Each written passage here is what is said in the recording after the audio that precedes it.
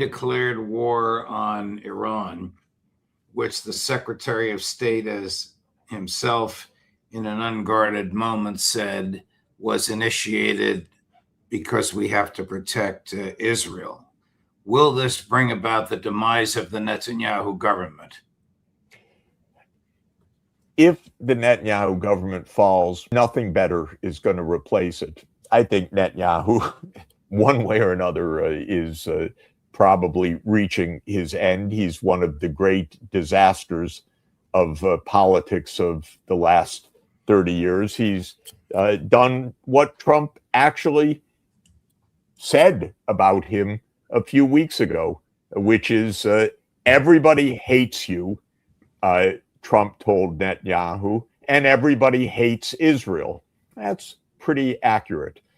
Israel behaves despicably. It's the worst of the worst around the world. Netanyahu is a thug leading a thuggish regime that has multiple arrest warrants by the International Criminal Court, which, of course, the United States then sanctions the court rather than respecting the fact that Israel is led by genocidaires, people who commit genocide, with our complete complicity. Will Netanyahu finally fall? Yeah, probably. Will the replacement be any better? It doesn't look like it. I don't hear anything in Israeli politics that says, hey, we shouldn't commit genocide. Hey, there are 8 million Palestinian people. We should live together in peace with them. Hey, maybe it isn't the right idea to go assassinate the leader of Iran. No, I don't hear a word like that anywhere, nor do I hear anything much in Washington either about, I mean, we have opposition in Washington to some of this, so I don't want to denigrate people who are speaking out. But basically, the war machine continues in the United States because, as has been true for decades, our politics are controlled by the military-industrial complex.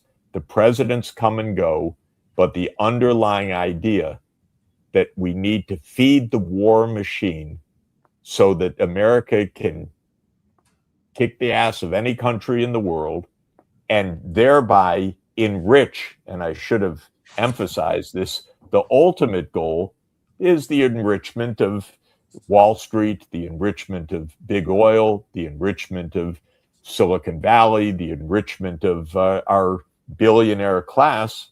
It's pretty straightforward and pretty basic.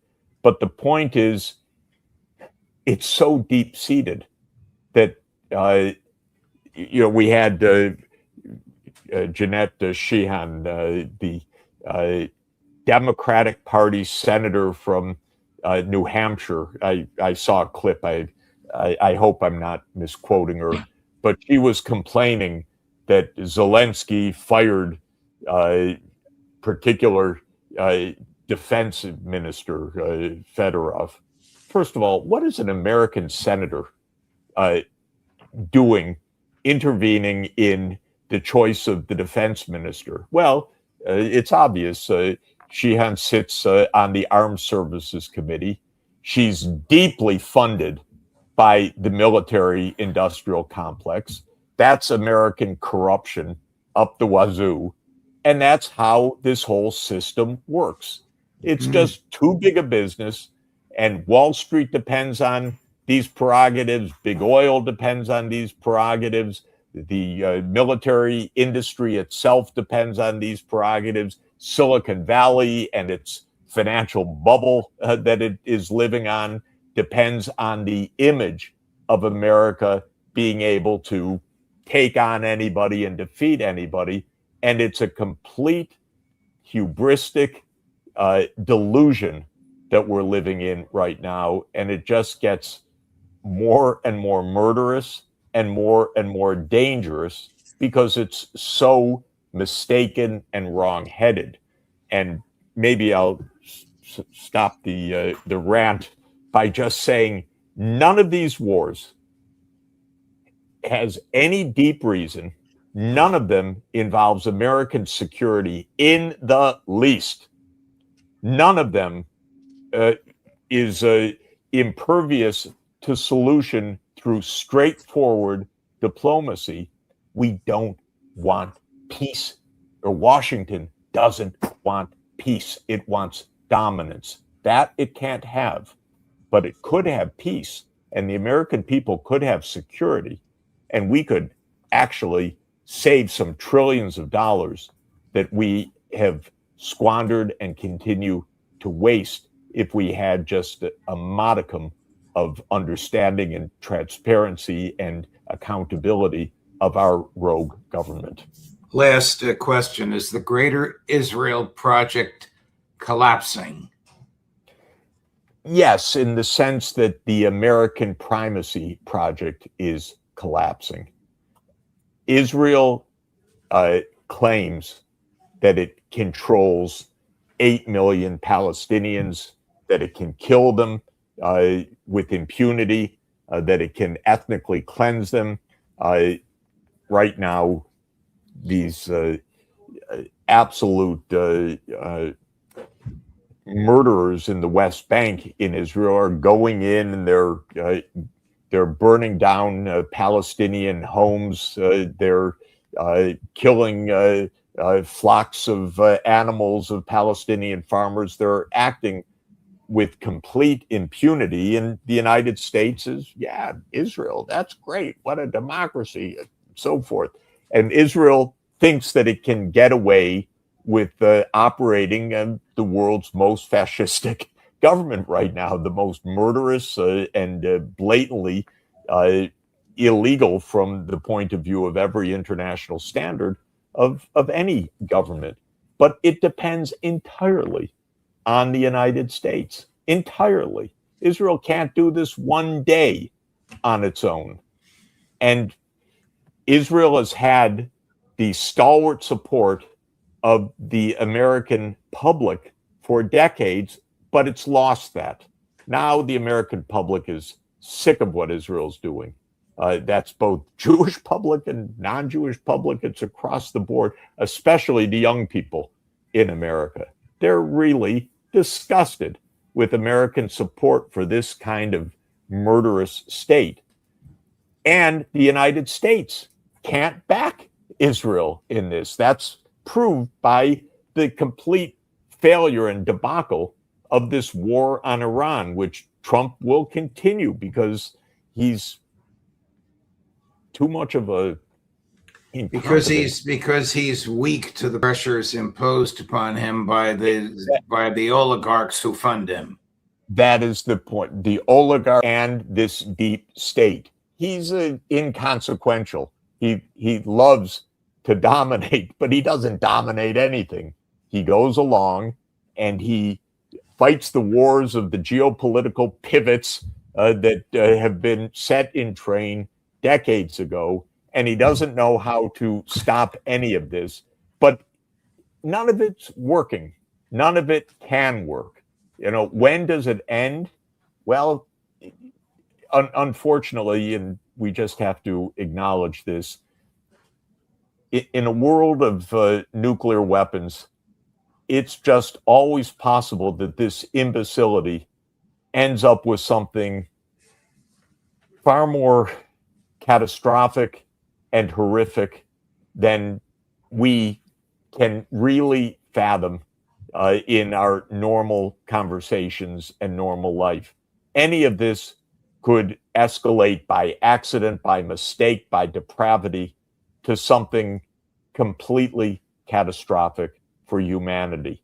That's the main reason why we should stop it all today. But even aside from the catastrophic possibilities, none of this works. Israel is not going to be, quote, greater Israel. Israel is not going to rule over millions of Palestinian people in some kind of genocidal state. This is coming to an end because the publics in the United States hate this. the European publics, where their leaders are complicit as well. They're disgusted. You look at what's happening in politics in Germany right now, the so-called far right, AfD, they're saying every day, we need to stop the war now. That's the far right. Where, this is what is happening all through Europe. It's what's happening in American politics. The military industrial complex calls the shots. The intelligence agencies continue the wars. The presidents and the prime ministers continue their theatrics, but the publics are completely disgusted with all of this. And so, to my mind, I don't know how and when and who's going to come and change this, but this is not sustainable. The bubble's going to burst. I hope not through catastrophe, but through somehow normal decency and understanding finally prevailing on this corrupted political system of ours and stopping these undeclared wars.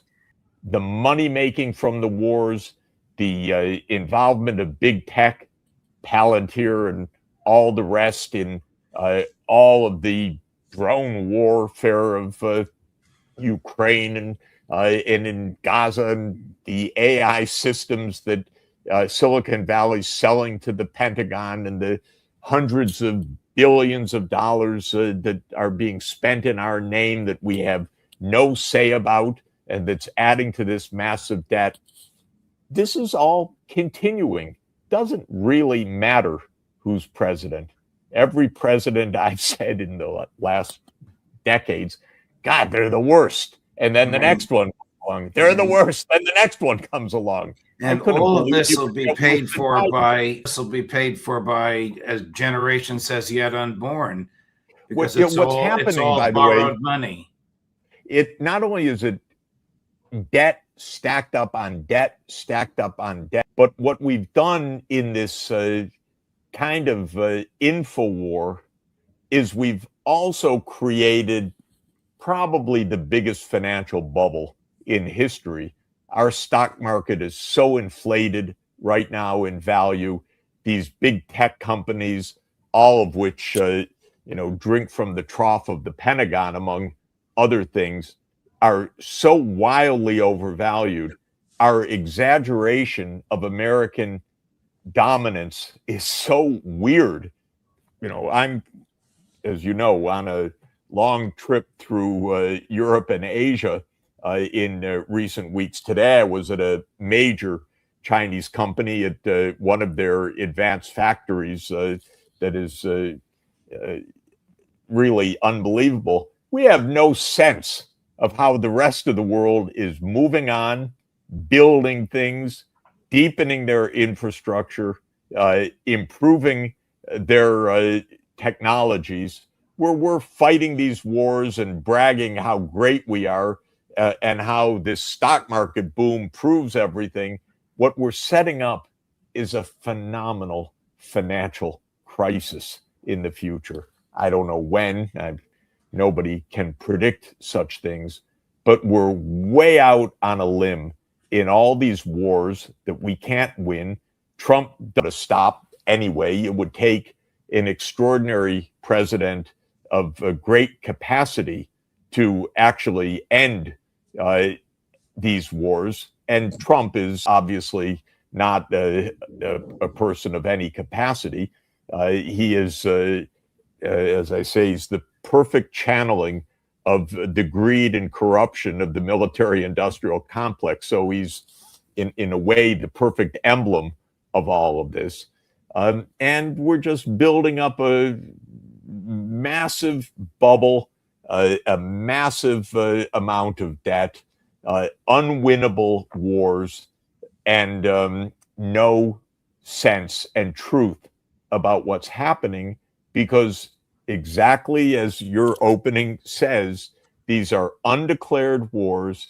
We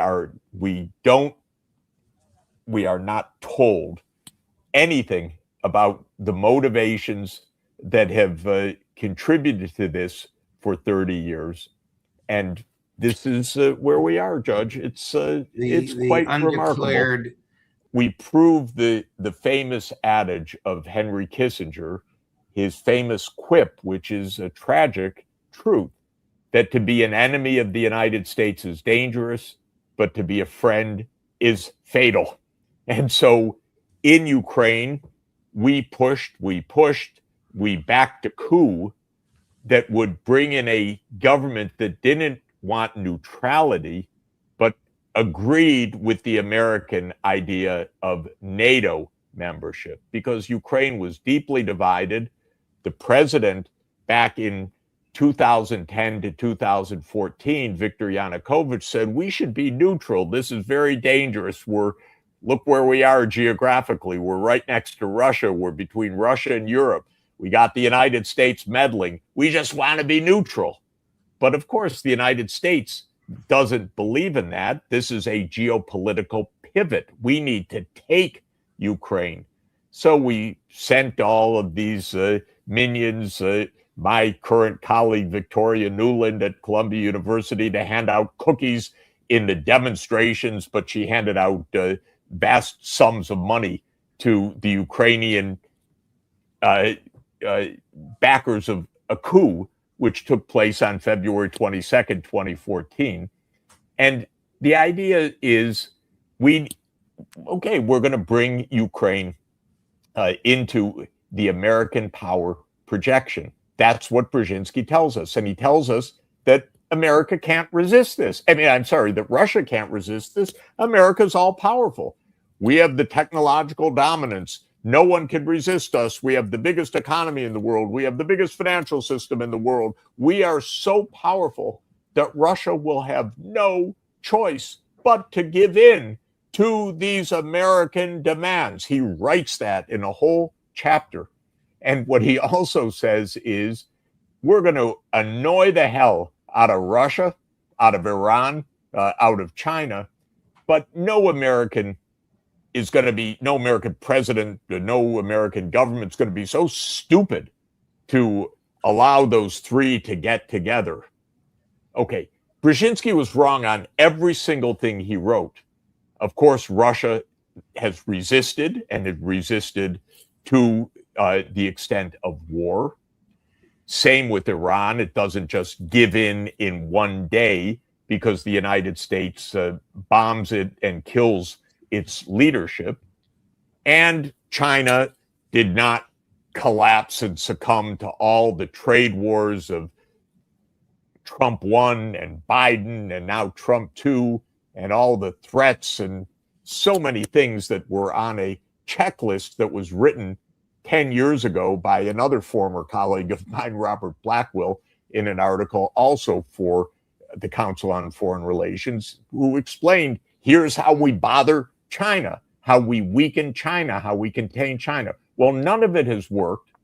But in the process, of course, the United States has created enemies everywhere, and none of it's gonna work. But what is the point that I'm making is that this is so deeply seated.